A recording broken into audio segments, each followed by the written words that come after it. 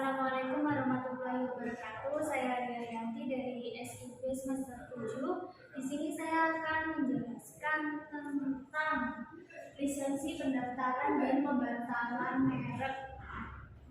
Lisensi pembatalan dan pendaftaran merek adalah proses hukum yang melibatkan pengalihan atau pembatalan hak atas merek dagang. Pembatalan dapat terjadi jika pemilik merek tidak mematuhi ketentuan hukum atau jika ada pihak lain yang mengajukan gugatan pembatalan atas alasan tertentu. Sementara itu,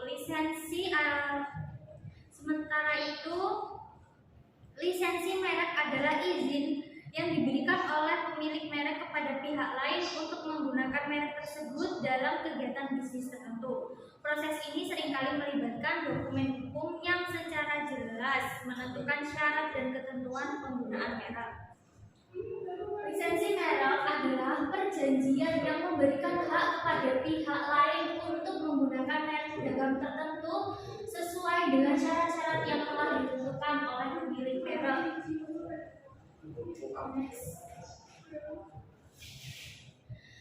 Di sini ada beberapa elemen penting dalam lisensi merek, yaitu yang pertama adalah pihak yang memberi lisensi atau lisensor.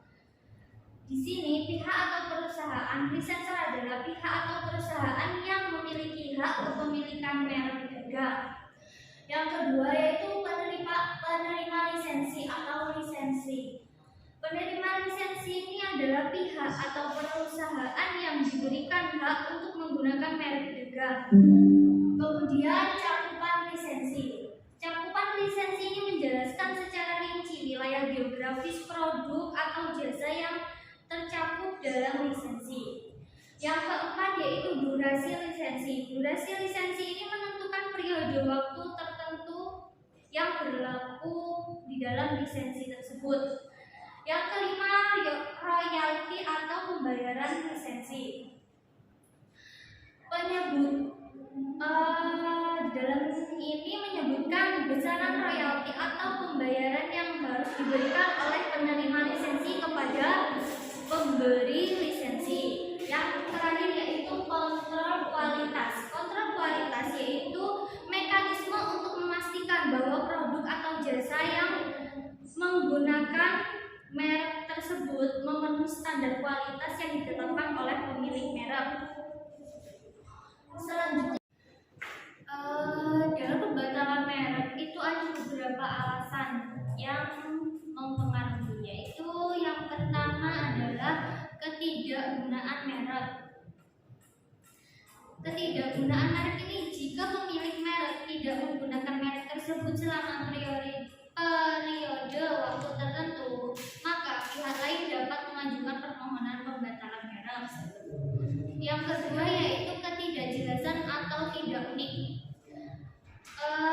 Dalam hal ini merek yang tidak jelas atau tidak unik dapat dibatalkan.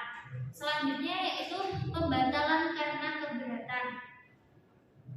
Dalam hal ini pihak lain dapat mengajukan pembatalan jika mereka memiliki alasan sah seperti merek tersebut mirip dengan merek mereka dan dapat menimbulkan kebingungan.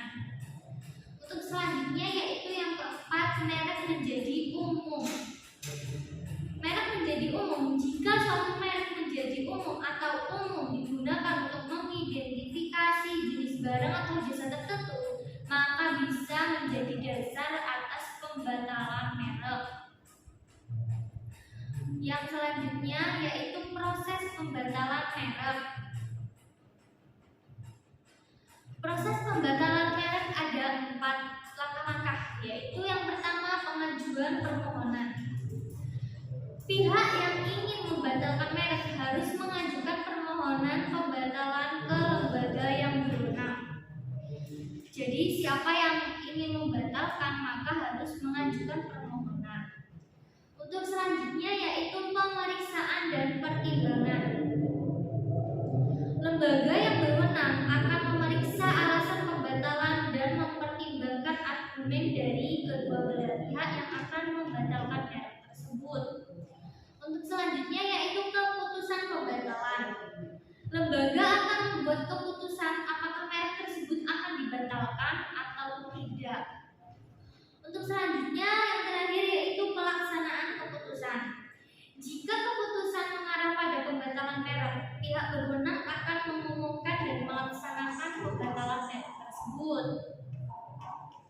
Yang selanjutnya yaitu proses pendaftaran merek. Yang tadi adalah pembahasan untuk membatalkan merek. Untuk selanjutnya yaitu penjelasan tentang proses pendaftaran merek.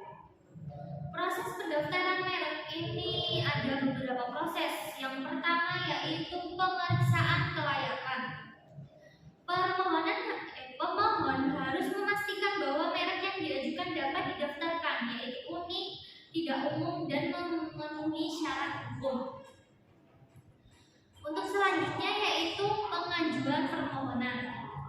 Permohonan mengajukan pendaftaran merek ke lembaga yang berwenang dengan menyertakan informasi yang diperlukan. Jadi kita selain mengajukan permohonan tersebut, kita menyiapkan dokumen-dokumen yang digunakan untuk mengajukan permohonan pendaftaran merek tersebut. Untuk selanjutnya yaitu pemeriksaan formal. Pemeriksaan formal, lembaga akan melakukan pemeriksaan formal untuk memastikan semua dokumen dan persyaratannya lengkap. Jadi pemeriksaan formal ini yang dilakukan oleh lembaga yang berwenang. Selanjutnya yaitu pemeriksaan materi. Pemeriksaan materi ini, merek akan diperiksa lebih lanjut terkait dengan kelayakan dan kesamaan dengan merek lain yang telah didaftarkan. Jadi jika ada kesamaan merek dengan merek yang diajukan pendaftarannya dengan merek lain yang sudah ada, maka bisa saja proses tersebut tidak bisa dilanjutkan. Untuk yang kelima yaitu pemberian sertifikat merek. Jika tidak ada hambatan, lembaga akan memberikan sertifikat merek kepada pemohon. Jika sudah memiliki sertifikat merek, maka proses pendaftaran tersebut sudah resmi terdaftar.